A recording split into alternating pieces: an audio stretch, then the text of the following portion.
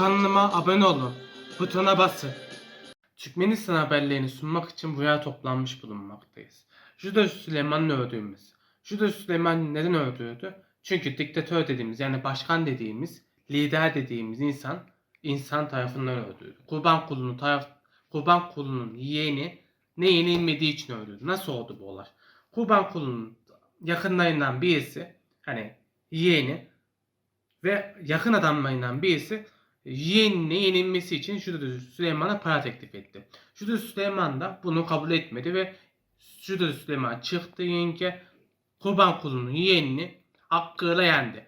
Bunu kaldıramayan yeğeni kurban kuluya şikayet etti. Kurban kulu da bunu gizlice adamlarına dövdürterek öldürdü. Belki de bambaşka bir olay oldu. Ama iddia bu yönde. Yani ben kurban kulunu öldürdüğüne inanıyorum. 14 yaşındaki bir insana ne istedin? Yani sırf yeğenine yenilmediği için.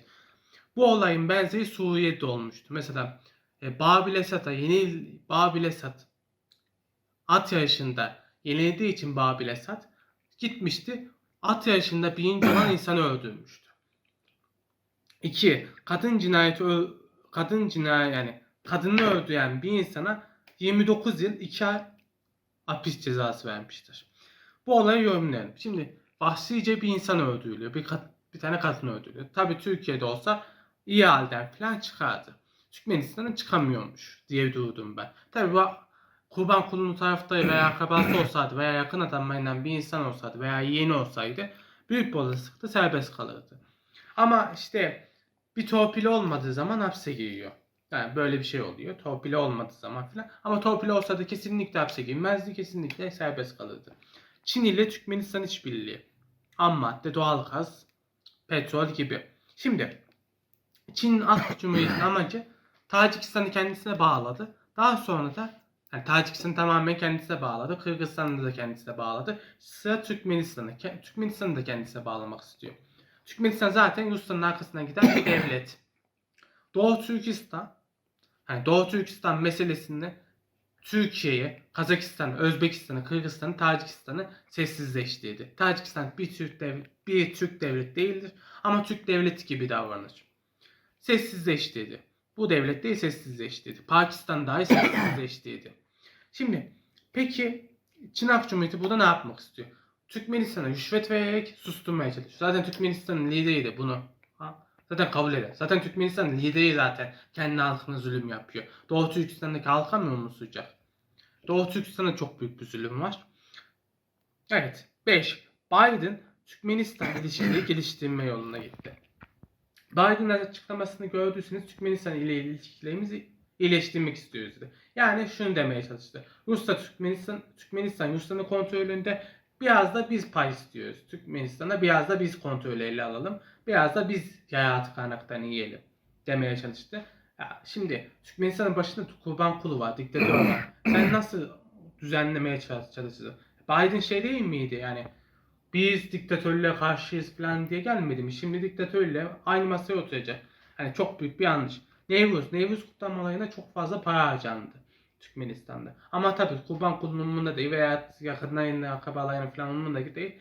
Halk açlıktan ölüyor bir tarafta. Bir tarafta öyle kutlamalar yapıldı ki altından, beyaz altından falan kutlamalar yapıldı. 6. Türkmenistan'da yeni anayasa tasarıları hazırlanıyor.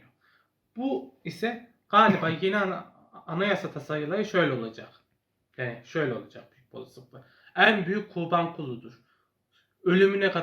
Ölümden sonra bile başkanlık galiba vaat edecekler. Çünkü ölene kadar zaten başkanlık ve dokunulmazdı. Galiba ölümden sonra da başkan olmayı vaat ediyorlar. Hani daha ne yapabilir hani? Daha 180. daha ne verebilir yani? Daha ne anayasası? Zaten ülke senin. Bir de anayasa mı çıkartıyorsun üzerine? Zaten ülke senin. Hani ne yapacağım? Birinci madde kurban kulu tanrıdır. Mesela Türkmenbaşı vardı. Türkmenbaşı bayağı şey yapmıştı. Ben tanrıyım ilan edecekti. Kendisini yayı peygamber ilan etmişti. O zaman öldü galiba bu. Bu da galiba kendisi peygamber, tanrı falan ilan edecek. En son zaten bu kaldı. Kendisini tanrı ilan etmediği kaldı. Evet. Evet. Haberlerimiz bitti. Şimdi biraz da kanal hakkında konuşalım. Şimdi kanalın gelişmesi için benim videoları izlemeniz gerekiyor. Benim attığım videoları genellikle izlerseniz sevinirim. Benim komedi videolarım var. Benim komedi çektiğim videolar var. Mesela sketch. Biz oynatma listesi hazırladık. Oynatma listesi. Oynatma listesinden izlemediğiniz videoları izleyebilirsiniz. Mesela sketch tadında var. Sketch tadında videolarımızdan okul başkanı aday olan tipler. Bu gayet komik bir videodu. Biz gülerek eğlendiğimiz videolardan birisi. Parayı seven insan, parayı seven adam, intihar etmenin yolları, parodi tabi bunlar. Bunlar komik. Mesela benim videolarımın, bana destek vermek istiyorsanız benim oyun videolarımı izleyebilirsiniz. Oyun inceleme, ekran kartı inceleme, işlemci inceleme, donanım inceleme videolarımı izleyebilirsiniz. Oyun konsolu videolarımı izleyebilirsiniz. Half-Life videolarımı izleyebilirsiniz. Bana destek vermek istiyorsanız. Animasyon videolarım gayet komik. Komik röportajlar var. Mesela izlemediyseniz Türkmenistan, Tacikistan, Özbekistan, Azerbaycan. Komik, gayet komik. Bence bunları da izleyebilirsiniz. Ben biraz kendim hakkında bilgi vereyim. Ben bu kitabı çıkartmıştım geçen sene. Tahtın Üzerindeki Kan, Yasin Volkan Ersoy. Tabi şu anda piyasada bulamayacağınız bir kitap. Zaten satmadı. 16 kişi sattı. Benim başarısızlık öykümdü bunlardan birisi. Ben YouTube'da da başarısız olmak istemiyorum. Bu başarısız olduğum kitaplardan birisi. Benim videolarım geldiği zaman izlerseniz sevinirim. Hani nereye kadar götürebiliyorsunuz? Mesela bir tane videoya bastınız. Nereye kadar izleyebiliyorsunuz? Hani tamamını izlemek zorunda değilsiniz. Nereye kadar gidiyorsanız. Mesela videoyu sessiz alıp izleyebilirsiniz. Mesela sessiz alıp videoyu yani yan sekmende dursun dersiniz. Yan sekmene dolana kadar. Çünkü YouTube'da 4000 saat doldurmak gerekiyor. Başka neden bahsedebileyim? Benim çektiğim videolar var. Doğu Türkistan, Güney Azerbaycan, Güney Türkistan videoları var. Onlara da bakarsanız sevinirim. Onları da izlerseniz sevinirim. Bütün videolarıma beğeni atarsanız sevinirim. Bana destek olmuş olursunuz. Bütün videolarımı izlerseniz bana destek olmuş olursunuz. Hepinizi seviyorum. Biz bir aileyiz. Bana soru sorun. Bana soru sorabilirsiniz yani istediğiniz soruları. Nerelisin, ne yaptın, ne ettin? İstediğiniz soruları sorabilirsiniz. Zaten evde yalnız başına yaşayan bir insanım.